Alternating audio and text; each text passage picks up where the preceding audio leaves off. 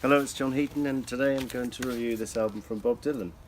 It's a while since I reviewed a Bob album, and this is from 1989, and very fond memories of when this came out because it really was a true return to form. Easily his best album since Infidels, if not even going further back. So,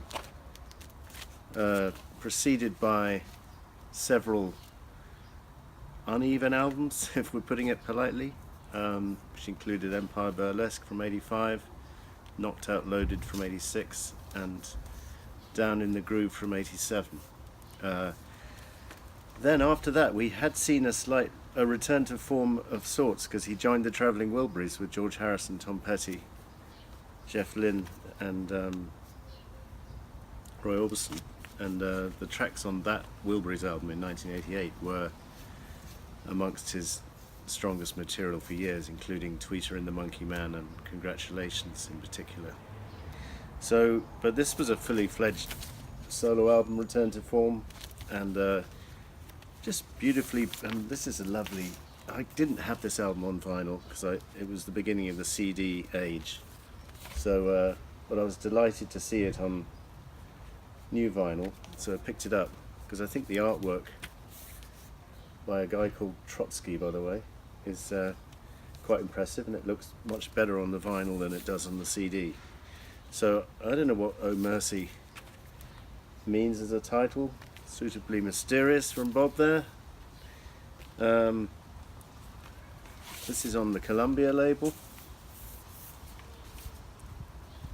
and 180 gram vinyl, very nice to have. Didn't really buy vinyl for years after '89, but if an album is important to me, I like to own it on vinyl. So interesting here, design, and then we've got the musician credits. So Daniel Lanois, I think that's how you pronounce it, is producing, and he does a brilliant job. He really does. And he was later to produce Time Out of Mind in '97 and do a similar masterful job. So he contributes guitar, and we have a guy called Tony Hall on bass, a guy called Willie Green on drums, not to be confused with Willie Green, bass vocalist, who'd appeared on Down in the Groove and on Gone Troppo. I don't think it's the same guy. And then we got Malcolm Byrne on keyboards, who helps out with the production as well. Pretty much unknown guys for me anyway, other than Daniel Lanois. So just gets a very swampy feel to the album, and really enhances some of the tracks, as I'll mention. So the album opens with Political World, and I remember at the time I wasn't knocked out by this, and still not knocked out, but it's got a decent groove, and decent words and stuff. It's got a message, but it's a little bit one-dimensional because it's just got the one verse repeated over and over. There's no middle eight, there's no nothing to kind of vary it up a bit, but it's okay as an opener. A bit of a strange choice for an opener, perhaps. Then we have Where Teardrops Fall, which features Bob on piano, first of several numbers with him on piano. A real nice melody here. Roses are red, violets are blue. I love this track. It's a little bit obvious maybe as a song or as a melody, but I think it fits well on this album, and it's performed well, and it's quite an uplifting song to listen to, so I love it. Everything is Broken is next, with some dark lyrics about how everything is broken. Good production on this track, again, all the way through the album. Great production. And then we've got Ring Them Bells, which really is a masterpiece, a piano ballad from Bob. Not really similar to, say, Lenny Bruce piano ballad from Shot of Love, but not a million miles away from that. But obviously the subject matter is different here. He's talking about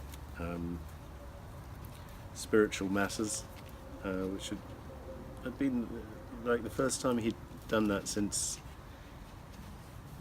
Infidels, I guess, and Shot of Love was the last fully spiritual album, I think.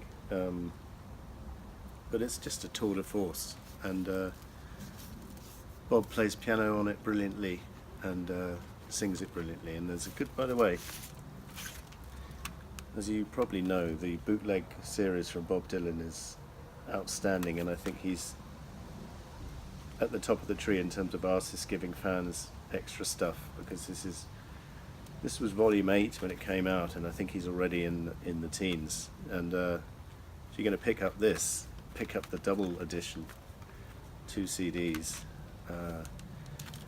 just great outtakes from this particular volume. Is 1989 to 2006, so it contains outtakes from Oh Mercy, Time Out of Mind, Modern Times, and what's the album from 2002, Love and Theft. Although interestingly, what this actually does is a lot of the songs recorded for Under the Red Sky were demoed on the Oh Mercy sessions. So Born in Time and God Knows are the two that are on here. And then there's a couple of songs recorded for the Oh Mercy sessions which are not on the album, A Series of Dreams and Dignity, which are both outstanding tracks. So this I think I only paid £7 for this. It's a double CD. It's just brilliant value. But back to the album, where were we? Man in the Long Black Coat. This is a kind of song where, without the production, it might not be much of a song, but they get such a good swampy feel to it, and it adds a kind of atmosphere to these strange words. People don't live or die, people just float. He went with the man in the long black coat. Again, not really sure what Bob's singing about, but very effective and very haunting tune, and good production, as I say. And then we turn over to side 2, and just a really strong opener most of the time. And there's a demo of this song on here, which is not on the same level, because Daniel Lanois' production is just outstanding, and the bass playing of Tony Hall, and it's one of Bob's greatest latter-day songs, no less.